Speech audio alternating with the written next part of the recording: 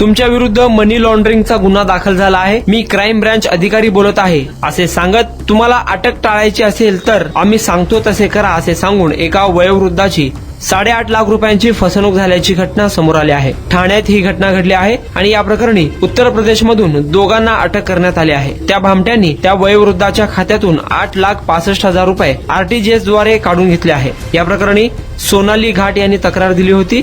उत्तर प्रदेशमधील अजय कुमार श्रीवास्तव, संदीप यादव या दोघांना अटक केली आहे. या संदर्भात सहाय्यक पोलीस आयुक्त हेमंत शिंदे यांनी अधिक माहिती दिली आहे. शहरातील वागळे इस्टेट पोलीस स्टेशनच्या हद्दीमधील रहेजा कॉम्प्लेक्स येथे 180 वर्षाचे वयोवृद्ध इसम राहतात. त्यांना तुम्ही मनी लॉन्ड्रिंग केलेले आहे. तुमच्या विरुद्ध मनी लॉन्ड्रिंगचा गुन्हा दाखल झालेला आहे आणि इन्स्पेक्टर पांडे त्याचा तपास करत आहेत अशी माहिती देऊन तुम्ही हाऊस अरेस्ट झालेला आहात.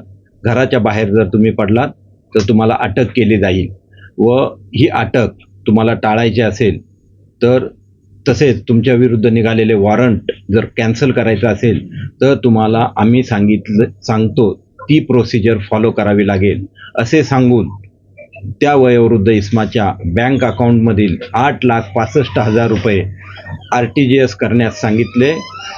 सदरची अमाऊंट त्यांनी RTGS केल्यानंतर सदर वयोवृद्ध इसमाच्या नातेवाईकांना, मुलीला हे लक्षात आलं की आपल्या वडिलांची फसवणूक झालेली आहे. त्यांनी वागळे इस्टेट पोलीस स्टेशन येथे संपर्क साधून गुन्हा दाखल केला. वागळे इस्टेट पोलीस स्टेशनने त्या संदर्भात अधिक तपास केला असता हे पैसे उत्तर प्रदेशमधल्या लखनौ येथील एका खात्यावर गेल्याचे समजले. त्यानुसार सदर ठिकाणी जाऊन खात्री केली असता ते कॉलेजचे विद्यार्थी असल्याचं लक्षात आलं. त्या विद्यार्थ्याकडून त्यांना कॉन्फिडन्समध्ये घेतल्यानंतर आम्हाला याच्यामधील खऱ्या आरोपींची माहिती मिळाली. त्या आरोपींना पकडण्यासाठी पोलिसांनी तिथे थांबून ज्या मुलांचा वापर करण्यात आला होता त्या मुलांमार्फत त्यांना ताब्यात घेतलेलं आहे. त्यांना अटक केलं.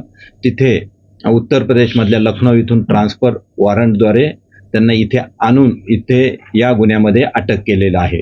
सदर आरोपितांकडून आपल्याला गुन्ह्यामध्ये गेलेल्या 8,65,000 पैकी 5,5 लाखापेक्षाही जास्त रक्कम ताब्यात मिळालेली आहे. एक सँट्रो कार 8 लाख रुपयाची कार मिळालेली आहे. तसेच सदर आरोपींनी वापरात असलेले दोन्ही आरोपींकडे असलेले 5 मोबाईल्स मिळालेले आहेत. 6 सिम कार्ड्स मिळालेले आहेत. तसेच आरोपींकडे आपल्याला 20 डेबिट क्रेडिट कार्ड्स मिळालेले आहेत आणि यांच्याकडे 9 चेकबुक मिळालेले आहेत. या आरोपींपैकी एक आरोपी बीटेक झालेला आहे. तसेच एकाने BSc केलेला आहे. तसेच हे आरोपी क्रिप्टोकरन्सी खरेदी करत होते. तर या क्रिप्टोकरन्सी यांनी किती खरेदी केलेली आहे आणि ही क्रिप्टोकरन्सीचे हे कशा प्रकारे पैसे गुंतवत होते याची माहिती घेण्याचं काम चालू आहे.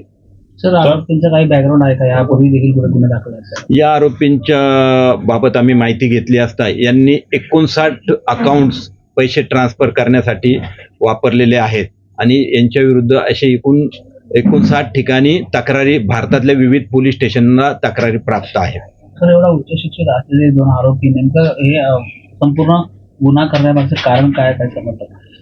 आर्थिक लालच याच उद्देशाने, पैसे कमवण्याची लालसा या उद्देशानेच यांनी हे केलेले आहे असं दिसून येत आहे. हे प्रथमदर्शनी दिसून येत आहे. सर, डिजिटल अरेस्ट केलं अशा प्रकारचे फोन आल्यानंतर आपण त्यावर रिस्पॉन्स देणं अतिशय चुकीचं आहे.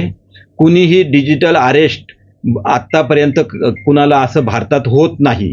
त्यामुळे पोलीस ज्या सायबर फ्रॉड होतात त्याबाबतचे ज्या वेळोवेळी सूचना देत असतात त्याच्यावर सर्वांनी लक्ष देणं अत्यंत आवश्यक आहे.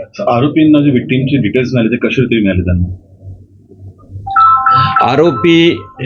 आरोपी हे कॉलेजमध्ये जाऊन काही मित्रमैत्रिणी जमा करून त्यांच्याद्वारे कुणाला टार्गेट करायचं किंवा कुणा बोलता माहिती घेऊन त्यांच्याकडून हे अशा प्रकारे कोण तयार होतो पैसे देण्यासाठी असा जो तयार होईल त्याच्याकडून हे करत होते.